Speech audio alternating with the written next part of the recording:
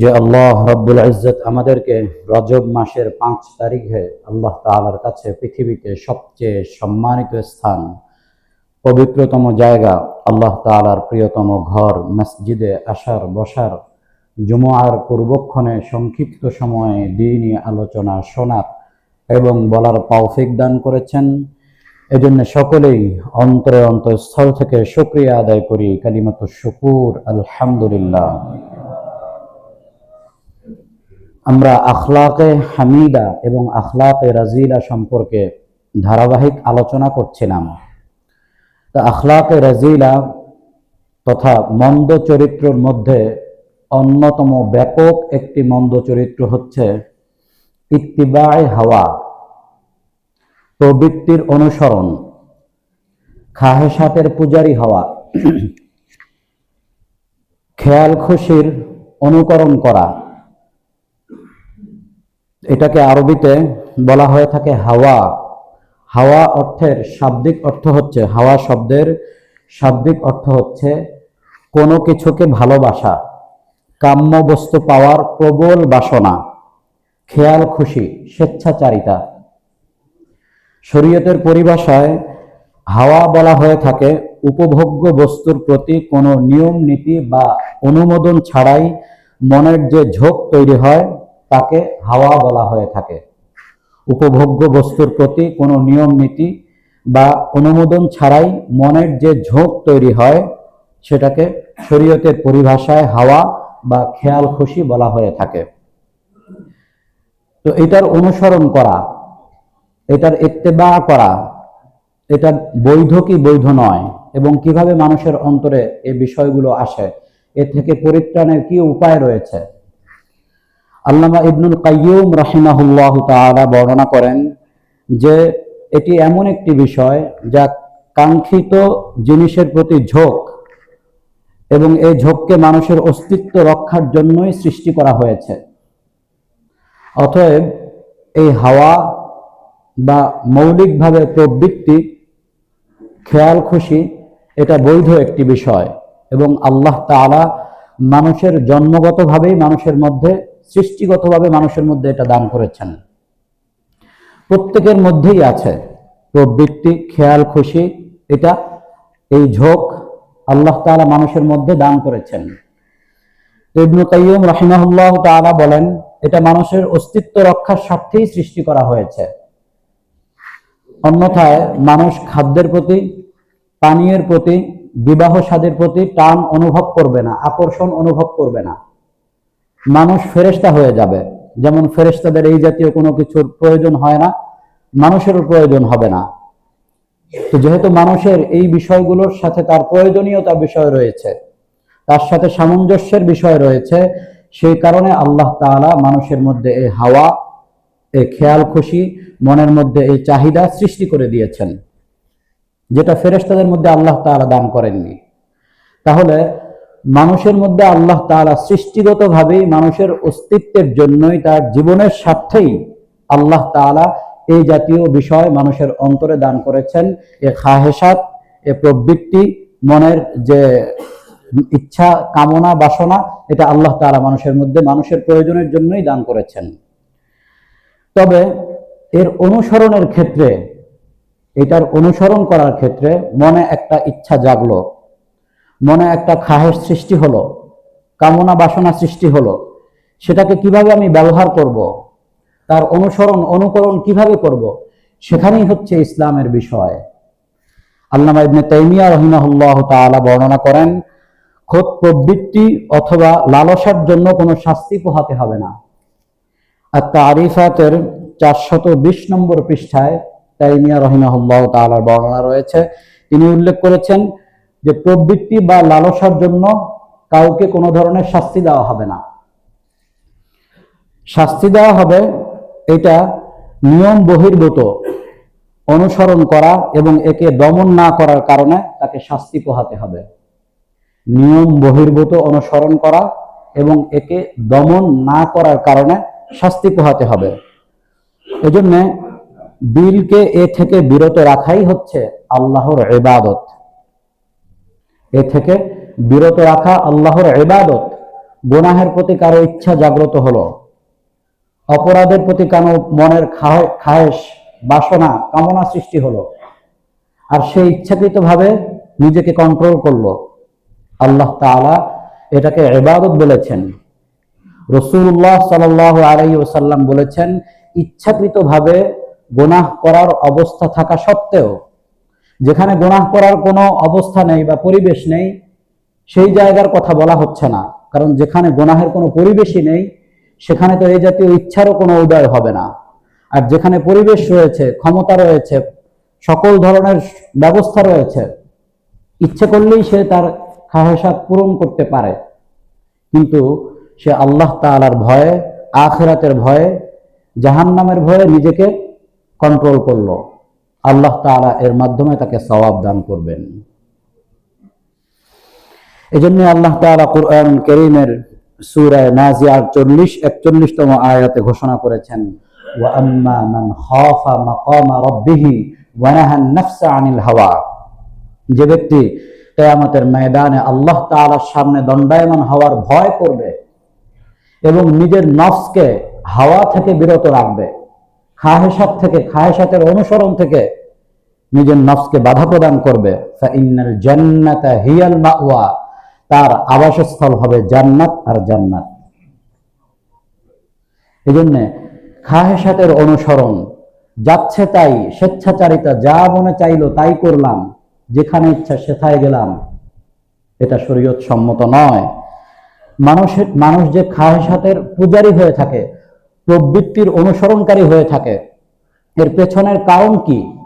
কোন রহস্যের কারণে, কোন হেতুর কারণে মানুষ খাহেশাতের পূজারী হয়, মানুষ স্বেচ্ছাচারী হয়, মানুষের ভিতরে এই অবস্থা সৃষ্টি হয়ে যায়, সে কারো উপদেশ গ্রহণ করতে পারে না। কেউ কোনো ভালো কথা বললে এটাকে জ্ঞান দেওয়া মনে করে। এর কারণ হচ্ছে প্রবৃত্তির পূজারী এমনভাবে তাকে আকৃষ্ট করেছে, তার ভেতর এমনভাবে, তার অন্তরের মধ্যে এমনভাবে এটা ছেয়ে গিয়েছে যে সেখানে আর কোনো ভালো কথা গ্রহণ করার জায়গা নাই। ফলশ্রুতিতে তারা এই পরিস্থিতি সৃষ্টি হয়ে গিয়েছে। তো এর পেছনের কারণগুলো কি কি? কিসের কারণে মানুষ প্রবৃত্তির পূজারী হয়ে থাকে? আমরা যদি সেই কারণগুলো জানি, তাহলে আমরা সেই সকল অবস্থা থেকে নিজেদেরকে বিরত রাখতে পারবো।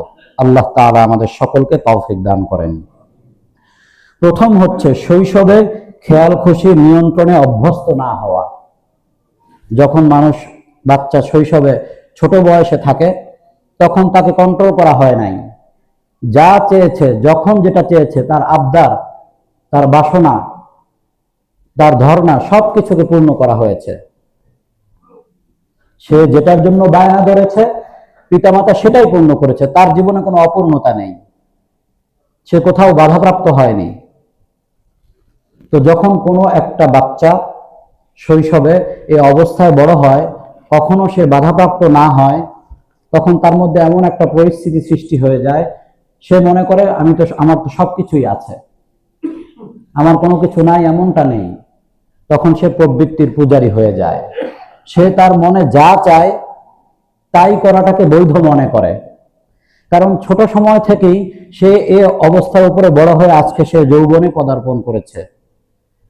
তো যৌবনে পদার্পণ করার পরে সে মনে করে এটাই হচ্ছে স্বাভাবিক, যে আমি যা চাবো তাই পাবো। এবং কেউ যদি তাকে বাধা দিয়ে থাকে, সে তাকে শত্রু মনে করে। ভালো কথার কারণে বাধা দিলেও, ধর্মীয় কারণে বাধা দিলেও সে সেটাকে শত্রুতা মনে করে, কারণ তার মা বাবা কোনোদিন তাকে কোনো বিষয়ে বাধা দেয়নি। তাহলে শৈশবে খেয়াল খুশির নিয়ন্ত্রণে অভ্যস্ত না হওয়ার কারণে তার এই পরিস্থিতি সৃষ্টি হয়ে গিয়েছে। আজকে যদি আমরা চিন্তা করি, তাহলে আমরা দেখতে পাই দুনিয়াবী বিষয়ে বা পার্থিব বিষয়গুলোতে আমরা আমাদের সন্তানদেরকে সতর্ক করি, তার স্বাস্থ্যগত অবস্থা, তার পড়ালেখা, এসব কিছুতে আমরা তাকে বিভিন্ন বিষয়ে নিয়ন্ত্রণ করি। কিন্তু আখিরাতের বিষয় আসলে, ধর্মীয় বিষয় আসলে, তখন শুধু শৈশবের দোহাই দেই। বাচ্চা ছোট, বড় হলে ঠিক হয়ে যাবে। এই ঠিক হয়ে যাবে হতে হতে এক পর্যায়ে সে যৌবনে পদার্পণ করে, তার মধ্যে আর কোনো পরিবর্তন আসে না। তাহলে ধর্মীয় ক্ষেত্রে আমরা কোনো বাধার সৃষ্টি করি না, কোনো ধরনের নিয়ম নীতির কথা তাকে শোনাই না, কিন্তু দুনিয়ার ব্যাপারে, তার পড়ালেখার ব্যাপারে, তার স্বাস্থ্যের ব্যাপারে আমরা তাকে বিভিন্ন বিষয়ে বাধা প্রদান করি। এই বিষয়টি উচিত নয়। রাসূলুল্লাহ সাল্লাল্লাহু আলাইহি ওয়াসাল্লাম একদিন আশুরার দিন ভোরে আনসারদের বসতিতে তিনি কিছু লোক প্রেরণ করলেন দাওয়াতের জন্য।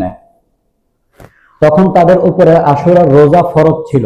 বুখারী শরীফের 1960তম হাদিস। রাসূলুল্লাহ সাল্লাল্লাহু আলাইহি ওয়াসাল্লাম তাদেরকে বললেন, তোমরা গিয়ে তাদের মাঝে এই ঘোষণা দিয়ে দিবে, মান আসবাহা মুফতিরান ফালইউতিম্মা বাকিয়াতা ইয়াউমিহি, যে নাস্তা করে ফেলেছে অর্থাৎ রোজা রাখেনি, সে যেন বাকি দিন সন্ধ্যা পর্যন্ত অভুক্ত থাকে। ওয়ামান আসবাহা সাইমান ফালইয়াসুম, আর যে যারা রোজা রেখেছে তারা যেন রোজাকে পূর্ণ করে, কারণ আশুরার রোজা তখন তাদের উপরে ফরজ ছিল। সাহাবায়ে কেরাম উল্লেখ করেন, ফাকুন্না নাসুমুহু বাদু, এরপরে আমরা রোজা রাখলাম। ওয়া নুসাউইমু সিবয়ানানা ওয়া নাজআলু লাহুমুল লা'বাতা মিনাল ইহনি, আমরা আমাদের শিশু সন্তান যারা ছিল তাদেরকেও রোজা রাখাতাম এবং তাদের জন্য গাছের ডাল থেকে তৈরি এক প্রকার খেলনা আমরা তাদের সামনে দিতাম, তাদের জন্য বানাতাম। ফাইদা বাকা আহাদুহুম আলা তাআমি আসাইনাহু যালিকা, যখনই বাচ্চারা কান্নাকাটি করত তখন আমরা সেই খেলনাটি তাদের সামনে দিয়ে দিতাম, সেই খেলনা তাদের সামনে দিয়ে তাদেরকে ভুলিয়ে রাখতাম। অথচ তাদের উপরে রোজা ফরজ নয়, তারা শিশু, এত সত্ত্বেও তাদেরকে রোজা রাখানো হচ্ছে। উদ্দেশ্য হচ্ছে অভ্যস্ত বানানো, অভ্যাস সৃষ্টি করা, ধীরে ধীরে নামাজের অভ্যাস করানো, রোজার অভ্যাস করানো, দান সাদাকার অভ্যাস করানো। ছোট সময় থাকতে এই ধরনের অভ্যাস করালে যখন তার বয়স হবে, সে পরিণত বয়সে উপনীত হবে, তখন সে অভ্যাসের কারণে এই আমলগুলো জারি রাখবে। সাহাবায়ে কেরাম রিদওয়ানুল্লাহি তাআলা আলাইহিম আজমাইন শিশুদের ক্ষেত্রে এই কাজগুলো করতেন। তো এটাই হচ্ছে, যদি ছোট সময় থেকে সে যদি তার অন্তরকে আপনি আমি যারা আমরা অভিভাবক রয়েছে আমরা যদি নিয়ন্ত্রণ করতে না পারি, তাহলে বড় হওয়ার পরে তাকে আর নিয়ন্ত্রণ করা সম্ভব নয়, সে প্রবৃত্তির পূজারী হয়ে যাবে। দ্বিতীয় হচ্ছে, প্রবৃত্তির পূজারীদের সঙ্গে বেশি উঠা বসা করা, তাদের সাহচর্য গ্রহণ করা, তাদের কাছে যাওয়া, তাদের সাথে উঠা বসা করা, তাদেরকে বন্ধু বানানো। যদি কেউ এমনটা করে থাকে তাহলেও সে ধীরে ধীরে প্রবৃত্তির পূজারী হয়ে যাবে, সে খাহেসাতের অনুসরণ করতে বাধ্য হবে। সৎসঙ্গে স্বর্গবাস, অসৎসঙ্গে সর্বনাশ। তো অসৎসঙ্গ যেহেতু আমরা গ্রহণ করেছি, অতএব আমাদের ধ্বংস অনিবার্য। এই জন্য যারা প্রবৃত্তির পূজারী, যারা খাহেসাতের অনুসরণ করে, যাচ্ছে তাই জীবন যাপন করে, তাদের থেকে দূরত্ব বজায় রেখে চলতে হবে। ইমাম আবু কালাবা রাহিমাহুল্লাহু তাআলা বলেছেন, তিনি তার শাগরেদদেরকে বলেছিলেন, সুনানে দারিমির মধ্যে তার বর্ণনা উল্লেখ করা রয়েছে 391তম পৃষ্ঠায়, লা তুজালিসু আহলাল আহওয়া ওয়া লা তুজাদিলুহুম, যে তোমরা যারা প্রবৃত্তির পূজারী তাদের সাথে উঠা বসা করো না এবং তোমরা তাদের সাথে বিতর্কেও লিপ্ত হও না। তাদের সাথে উঠা বসা তো করবেই না, তাদের সাথে কোনো ধরনের বিতর্কেও লিপ্ত হবে না।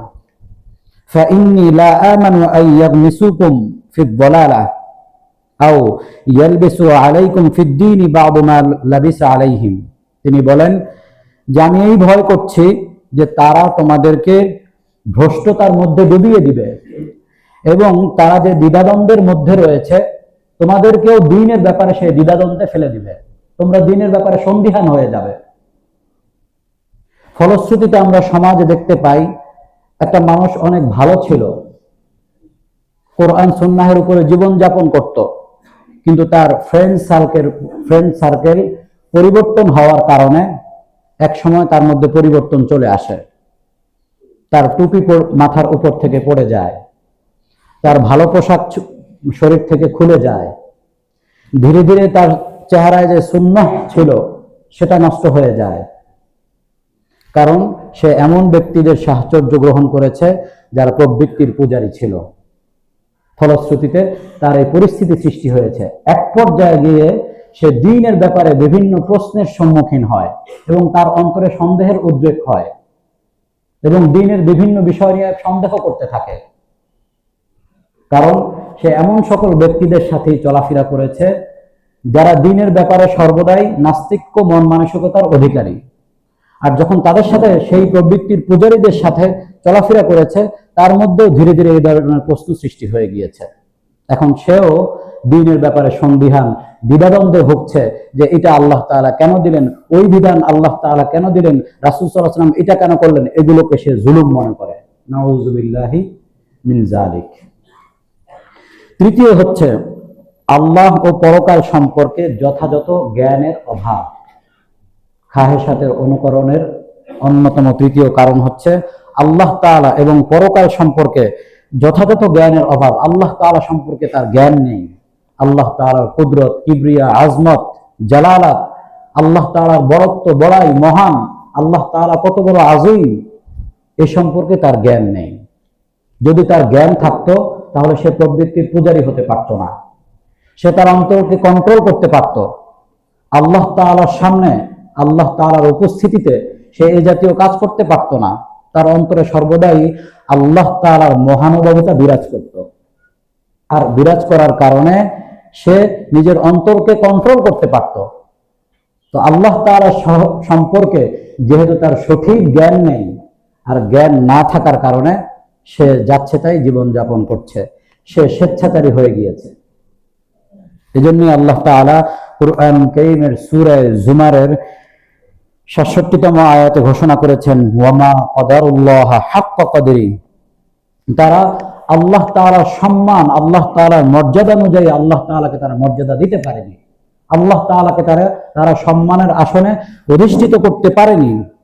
ওয়াল আরদু জামিআন কবদাতুহু ইয়াউমাল কিয়ামাতি ওয়াস সামাওয়াতু মাতউইয়াতুন বিয়ামিনিহি। আল্লাহ তাআলা বলেন, আল্লাহ তাআলা কিয়ামতের দিনে এই জমিনকে নিজের হাতে মুষ্টিবদ্ধ করে ফেলবেন, আসমানগুলোকে তিনি ভাঁজ করে ফেলবেন। আল্লাহ তাআলার কি পরিমাণ শক্তি, কুদরত, কিবরিয়া, এ সম্পর্কে মানুষের জ্ঞান নেই। আর জ্ঞান না থাকার কারণে সে নিজেকে বড় মনে করে, সে অহংকারে লিপ্ত হয়, সে প্রবৃত্তির পূজারী হয়ে যায়। সুবহানাহু ওয়া তাআলা আম্মা ইউশরিকুন। আল্লাহ তাআলা তারা যে সকল বিষয় আল্লাহ তাআলার সাথে অংশীদার স্থাপন করছে, সে সকল বিষয় থেকে আল্লাহ তাআলা পূত পবিত্র। চতুর্থ নম্বর কারণ হচ্ছে প্রবৃত্তির অনুসারীদের প্রতি অন্যদের কর্তব্য পালন না করা।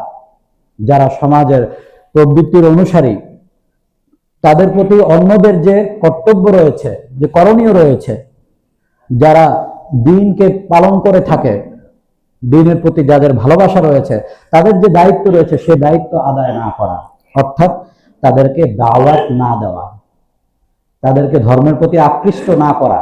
এটা হচ্ছে অন্যদেরও যারা দাওয়াত দিচ্ছে না তাদেরও প্রবৃত্তির অনুসারী হয়ে যাওয়ার অন্যতম একটি কারণ। কারণ কিতাবের মধ্যে আসছে, আপনি হয় দায়ী হবেন অথবা আপনি মাদউ হবেন। আপনি নিজে কাউকে দাওয়াত দিবেন অথবা আপনি অন্যের দাওয়াতের শিকার হবেন। দুটোর একটা হতে হবে। যদি কেউ অন্যকে দাওয়াত দেয় তাহলে শয়তান পরাজিত হয় এবং তাকে কেউ পরাজিত করতে পারে না, বরং সে অন্যকে প্রভাবান্বিত করে।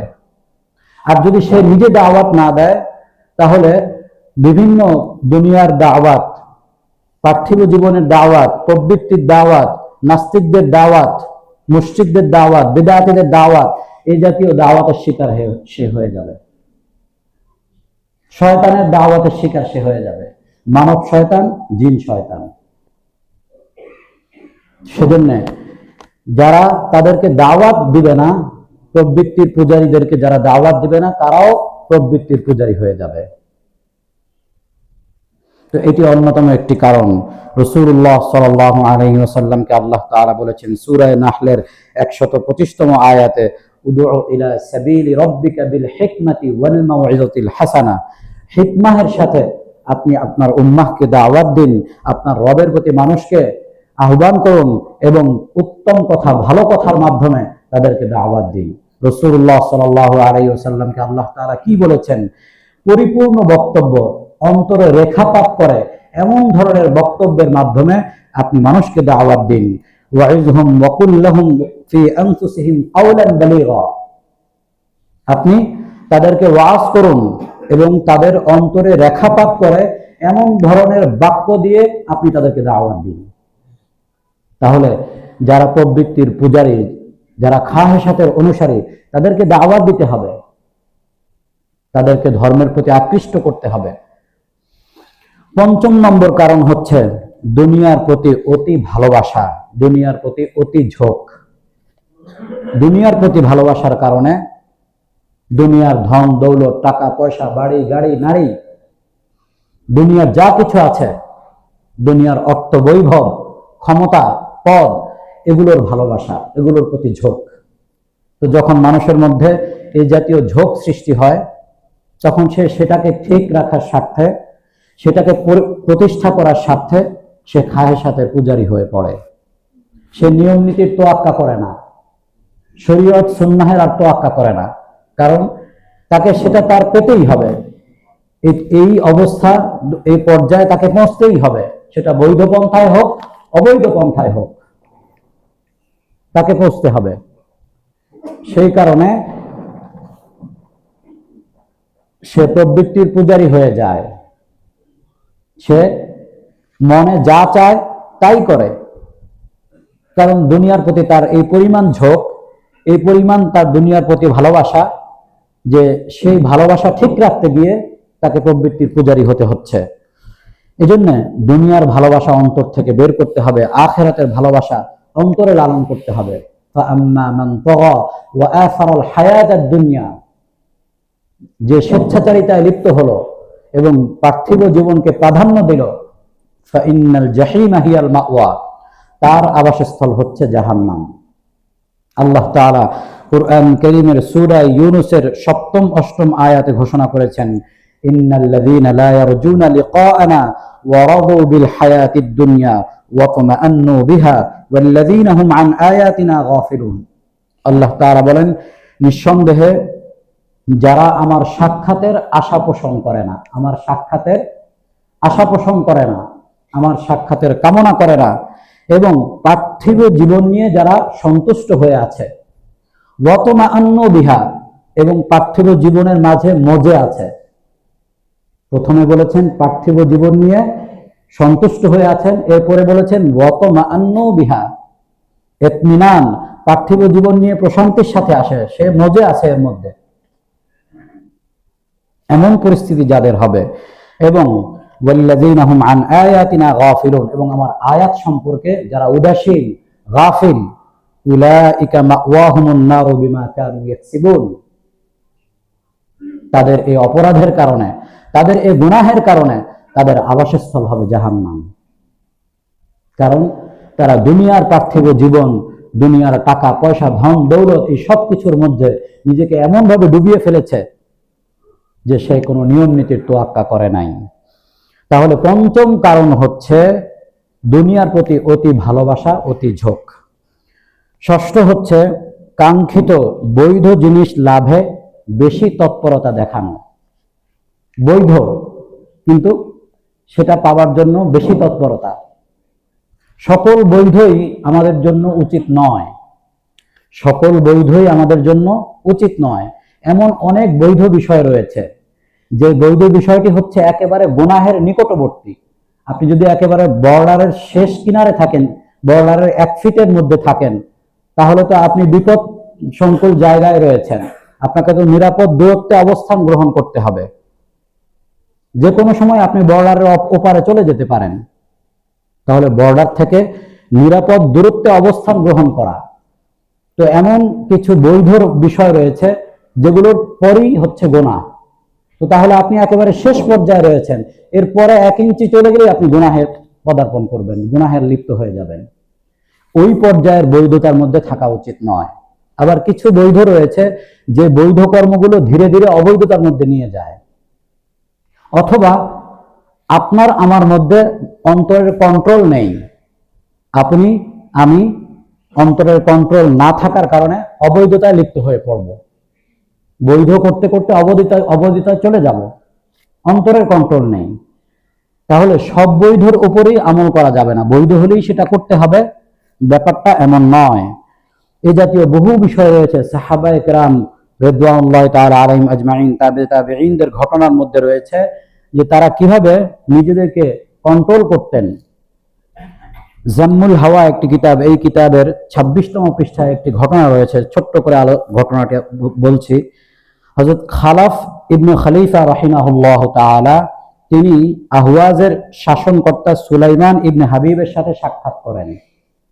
তো সাক্ষাৎ করার পরে সেখানে তার কাছে বদর নামীয় এক সুন্দরী রূপসী নারীকে দেখতে পান, যে ছিল এই সুলাইমান ইবনে হাবিবের দাসী। সে সময় তো দাস প্রথা ছিল। তো তখন তিনি খালাফকে জিজ্ঞেস করলেন যে তুমি একে কেমন দেখতে পেলে, এই বদর নামনীকে তুমি কেমন দেখলে?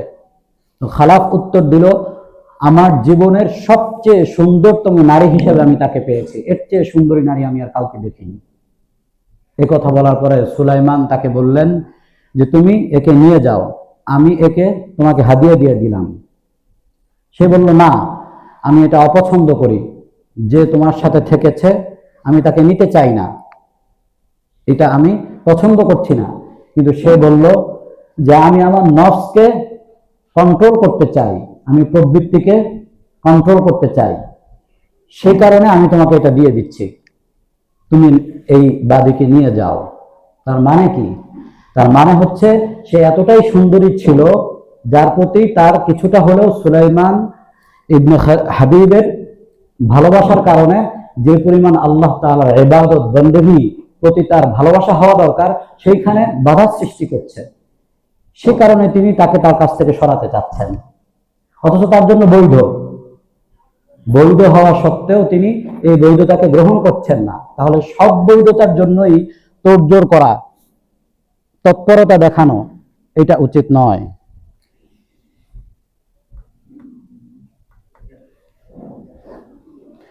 তো এই জন্য বৈধ যে বিষয়গুলো রয়েছে, বৈধ হলেই যে সেটা গ্রহণ করতে হবে, বৈধ জিনিস লাভের জন্য বেশি তৎপরতা দেখানো, এটা ধীরে ধীরে অবৈধতার মধ্যে নিয়ে যাবে এবং খাহেসাতের মধ্যে লিপ্ত করে ফেলবে। এ থেকে আমাদের বাঁচার কি উপায়? বৈধতার তো দুনিয়াবী ক্ষতি রয়েছে, আখিরাতের ক্ষতি তো রয়েছেই। এ থেকে কিভাবে আমরা পরিত্রাণ পাবো? এর ট্রিটমেন্ট বা এর চিকিৎসা কি? ওলামায়ে কেরাম আমাদের সামনে অনেক বিষয় উল্লেখ করেছেন। তন্মধ্যে গুরুত্বপূর্ণ 3টি বিষয় যদি কেউ লক্ষ্য রাখে তাহলে আল্লাহ তাআলা তাকে এই অবস্থা থেকে হেফাজত করবেন। সর্বপ্রথম হচ্ছে তাওবা করা এবং দোয়া করা, আল্লাহ তাআলার দিকে ফিরে আসা। তাওবা শব্দের শাব্দিক অর্থ হচ্ছে ফিরে আসা। তো যে জীবন যাপন করছি সে জীবন থেকে ফিরে আসি, তাওবা করি, আল্লাহ তাআলার দিকে ফিরে আসি এবং দোয়া করি, আল্লাহুম্মা ইন্নী আউযু বিকা মিন মুনকারাতিল আখলাক। আয় আল্লাহ, আপনি আমাকে মন্দ আখলাক থেকে হেফাজত করেন, আপনার কাছে পানাহ চাই, এবং হাওয়া থেকে, প্রবৃত্তি থেকে আমাকে হেফাজত করেন। তো মুনকারাতে আখলাক থেকে আল্লাহ তাআলার কাছে প্রার্থনা করা। দ্বিতীয় হচ্ছে প্রবৃত্তির বিরোধী জিনিস দ্বারা অন্তর পূর্ণ করা। প্রবৃত্তির বিরোধী যে সকল বিষয়গুলো রয়েছে, অনেক বিষয় রয়েছে, সেইগুলো দ্বারা অন্তরকে পরিপূর্ণ করা। তাহলে ধীরে ধীরে আপনি অন্তর থেকে প্রবৃত্তি বের হয়ে যাবে, খাহেসাত বের হয়ে যাবে। আর তৃতীয় হচ্ছে আল্লাহ ভীরু আলেম ওলামাদের সাহচর্য গ্রহণ করা। আল্লাহ ভীরু হাক্কানি রব্বানি ওলামায়ে কেরামের সাহচর্য গ্রহণ করা। তাদের সাহচর্য গ্রহণ করে যত আমি তাদের সাহচর্য গ্রহণ করব, তাদের সাথে উঠা বসা করব, ধীরে ধীরে তাদের বিষয়গুলো আল্লাহ তাআলা আমার অন্তরে দান করবেন। আর আমার অন্তরে যে খাহেসাত রয়েছে, প্রবৃত্তি রয়েছে, এগুলো আল্লাহ তাআলা ধীরে ধীরে বের করে দিবেন। এবং এটাই হচ্ছে সুন্নাহ।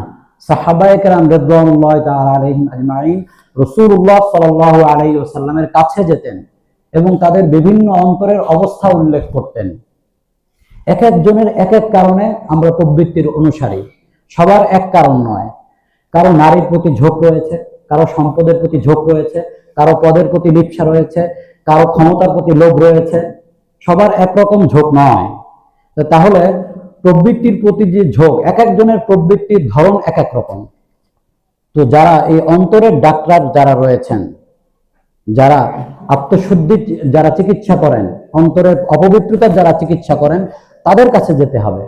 তো যখন তাদের কাছে যাব, তারা আমাকে কোরআন সুন্নাহের আলোকে রাসূলুল্লাহ